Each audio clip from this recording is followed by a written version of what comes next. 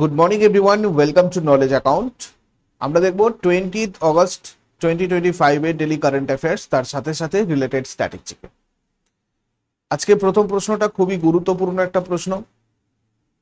2036 সালে উৎক্ষেপণের জন্য রাশিয়ার আসন্ন শুক্র অভিযানের নাম কি? ভেনেরিয়া ডি। দেখো, এখানে ভেনাসের সাথে ভেনেরিয়া ডি নামের মিল আছে, তো এখানে থেকে তোমাদের ঘুরিয়ে প্রশ্ন জিজ্ঞাসা করা হতে পারে যে ভেনেরিয়া ডিটা কোন গ্রহ রিলেটেড একটা কোন গ্রহ রিলেটেড একটা অভিযান, এরকম প্রশ্নও কিন্তু তোমাদের আসতে পারে। তো এটা রিলেটেড একটু ডিটেলস দেখে নেব আমরা। এই ভেনেরিয়া ডিটা রাশিয়ার একটা পরবর্তী শুক্র গ্রহে অনুসন্ধান অভিযান। উন্নত বৈজ্ঞানিক যন্ত্রপাতির সাহায্যে শুক্র গ্রহে আবার প্রবেশ করে সেখান থেকে বিভিন্ন জিনিস বিভিন্ন উৎস সংগ্রহ করে সেগুলো নিয়ে গবেষণা করার জন্য একটা মিশন। প্রাথমিক ডিজাইন 2026 সালের জানুয়ারিতে স্টার্ট হবে, 2034 থেকে 36 সালের মধ্যে উৎক্ষেপণ করা হবে। এটা মহাকাশ গবেষণা ইনস্টিটিউট এবং ল্যাবোচকিন অ্যাসোসিয়েশন একসাথে মিলে এটা করবে। এই মিশনে একটা ল্যান্ডার, বেলুন প্রোব এবং অরবিটাল মহাকাশযান অন্তর্ভুক্ত থাকবে। পরের প্রশ্নে যাওয়ার আগে সবাইকে বলে দিই, 6 মাসের কারেন্ট অ্যাফেয়ার্স পিডিএফ এবং মক টেস্ট কোর্স তোমাদের অ্যাভেলেবেল নলেজ অ্যাকাউন্ট অফিসিয়াল অ্যাপের কোর্স সেকশনে। এছাড়া ডাব্লিউবিপির বিগত বছরের সমাধান সহ তোমাদের 2012 থেকে 2023 পর্যন্ত সমস্ত প্রশ্নের অঙ্ক, রিজনিং, ইংলিশ, জিকে অ্যাভেলেবেল রয়েছে টেস্ট সিরিজে। পরিবর্তন ব্যাচটা ডাব্লিউবিপি কেপির জন্য তোমাদের ফাউন্ডেশন ব্যাচ, এছাড়া WBP KP practice batch, SI revision batch এগুলোও চলছে, এবং এই সমস্ত ব্যাচ তোমাদের with test series chapter wise. এই পিওয়াইকিউ সেটটাও তোমাদের প্র্যাকটিস সেটে পুরোপুরিটা রয়েছে। এছাড়া দুটো করে এক্সট্রা উইকলি মক টেস্টের ব্যবস্থা তোমাদের এই ব্যাচগুলোতে রয়েছে। এছাড়া SSC foundation, MTS practice batch, railway foundation এগুলো রয়েছে তোমাদের জন্য। WB SSC group C group D ব্যাচও করা হয়েছে। তোমরা যারা যারা এগুলোতে জয়েন করতে চাও তারা কোর্স সেকশনে গিয়ে ডেমোতে গিয়ে ডিটেলস দেখতে পারো। এছাড়াও কিছু জিজ্ঞাসা করার থাকলে ওই নাম্বারে গিয়ে হোয়াটসঅ্যাপ অথবা কল তোমরা করে নেবে। আর অ্যাপের লিঙ্ক ডেসক্রিপশন বক্সে আছে, ওখান থেকে গিয়ে তোমরা ডাউনলোড করে নিও।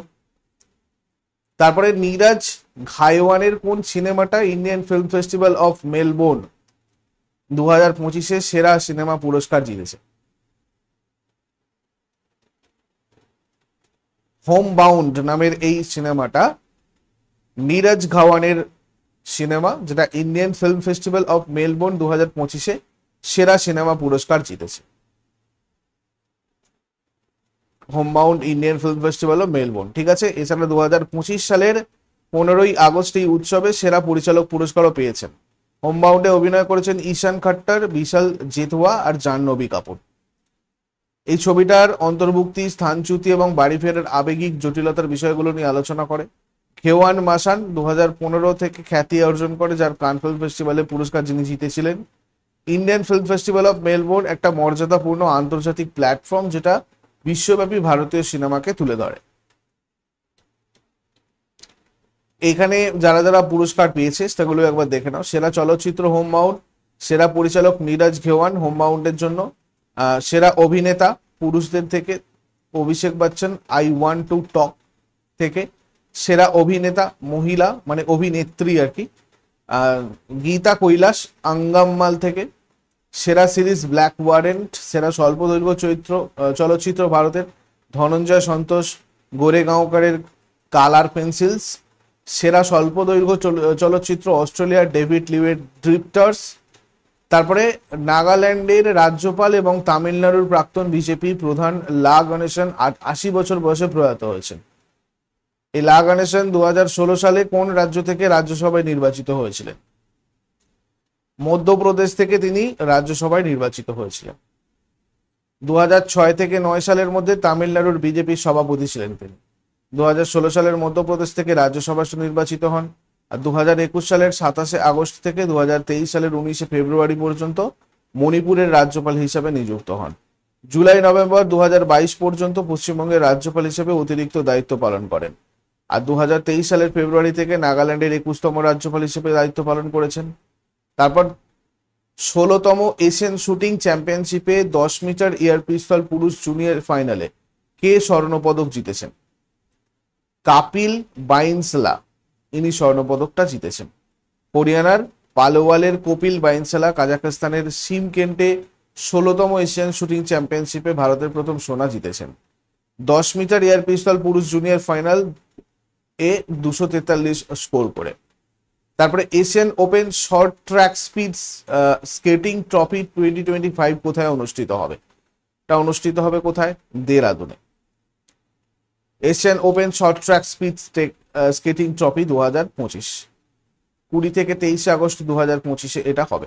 আইস স্কেটিং অ্যাসোসিয়েশন অফ ইন্ডিয়া এটা আয়োজন করবে মহারানা প্রতাপ স্পোর্টস কলেজে, যেটা উত্তরাখণ্ডের দেরাদুনের রায়পুরে রয়েছে। ভারতের জন্য প্রথম আন্তর্জাতিক শীতকালীন ক্রীড়া ইভেন্ট হবে এটা। শীতকালীন খেলাধুলার মানচিত্রে ভারতের প্রবেশ এবং দৃশ্যমানতা বৃদ্ধি করার জন্য করা। মালয়েশিয়া ইন্টারন্যাশনাল চ্যালেঞ্জ 2025-এ মহিলাদের একক শিরোপা কে জিতেছেন? তা জিতেছেন দেবিকা সিহাগ। ভারতীয় শাটলার দেবিকা সিহাগ 20 বছর বয়সী মহিলাদের একক বিভাগে প্রথম আন্তর্জাতিক চ্যালেঞ্জার খেতাব জিতেছেন। মালয়েশিয়া ইন্টারন্যাশনাল চ্যালেঞ্জ 2025টা হয়েছে ইপোতে। জাতীয় সাফল্য যদি দেখি, সম্প্রতি বেঙ্গালুরুতে সিনিয়র ন্যাশনাল ব্যাডমিন্টন চ্যাম্পিয়নশিপ জিতেছেন ইনি। তারপরে কে Bihu the agricultural festival of Assam শিরোনামের সংকলনটা সম্পাদনা করেছেন? এটা করেছে সঞ্জীব কুমার বারকাকোটি। এটা একটা নতুন বই যেখানে বিহুর সমস্ত দিক তুলে ধরা হয়েছে। তারপরে কে নাগাল্যান্ডের অতিরিক্ত রাজ্যপাল হিসেবে নিয়োগ পেয়েছেন? নাগাল্যান্ডের অতিরিক্ত রাজ্যপাল হিসেবে নিয়োগ পেয়েছেন অজয় কুমার ভাল্লা। ইনি বর্তমানে মণিপুর রাজ্যের রাজ্যপাল। অজয় কুমার ভাল্লা মণিপুরের রাজ্যপাল পদে নিযুক্ত রয়েছেন। নাগাল্যান্ডের অতিরিক্ত রাজ্যপাল, নতুন দায়িত্বে। নাগাল্যান্ডের রাজ্যপাল রালা গণেশন 15ই আগস্ট 2025-এ মৃত্যুবরণ করেছেন। তারপর থেকে এটা হয়েছে। রাষ্ট্রপতি দ্রৌপদী মুর্মু সম্প্রতি রাষ্ট্রপতি ভবনের কোন স্থানে নতুন অংশ উদ্বোধন করেছেন? রাষ্ট্রপতি ভবনের উদ্যান কমপ্লেক্স উদ্বোধন করা হয়েছে।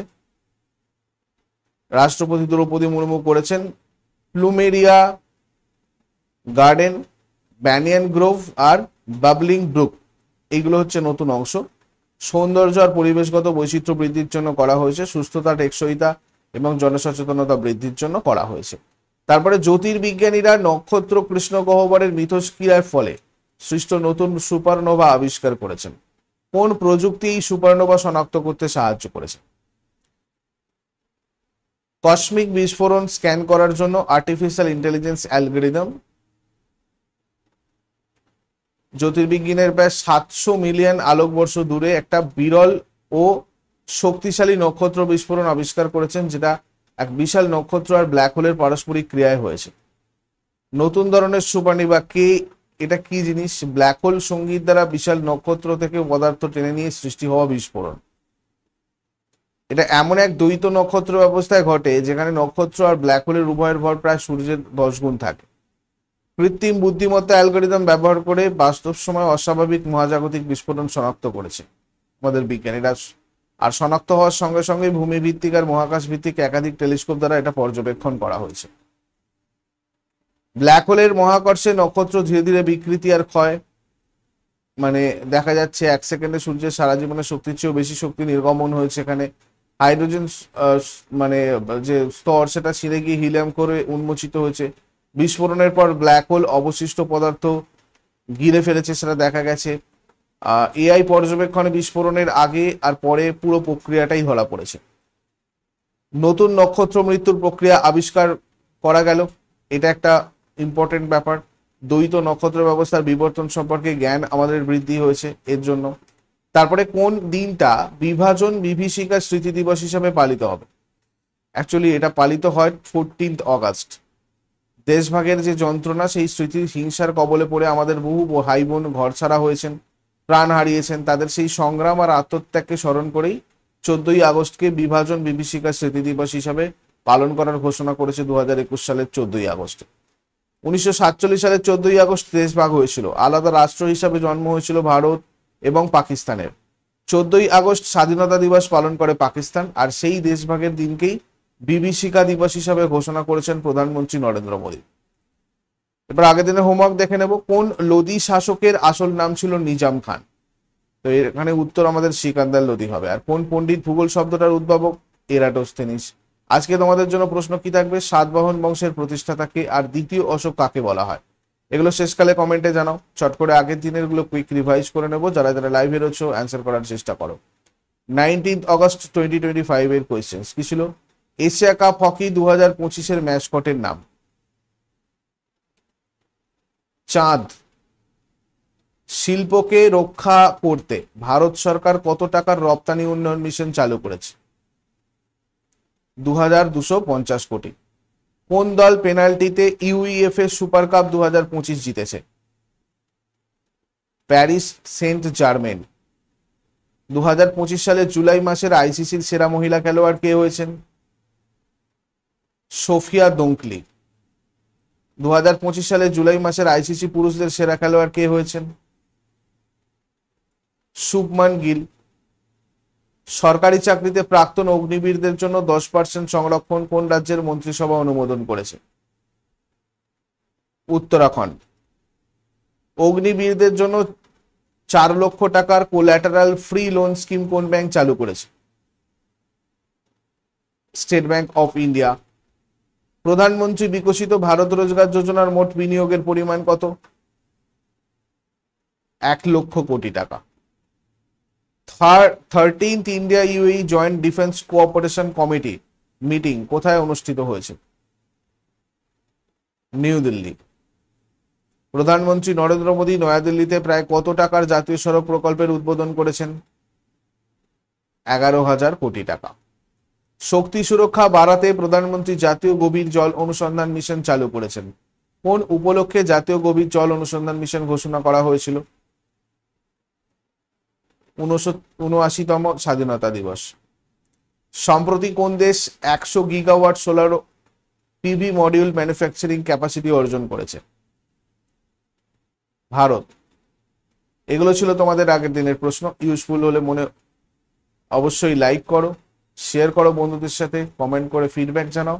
আর প্রতিদিন সকাল 6টার সময় ডেইলি কারেন্ট অ্যাফেয়ার্স এর আপডেটের জন্য নলেজ অ্যাকাউন্টকে সাবস্ক্রাইব করে বেল আইকন প্রেস করে অল এ ক্লিক করে নাও। Thank you so much. Take care. Have a great day.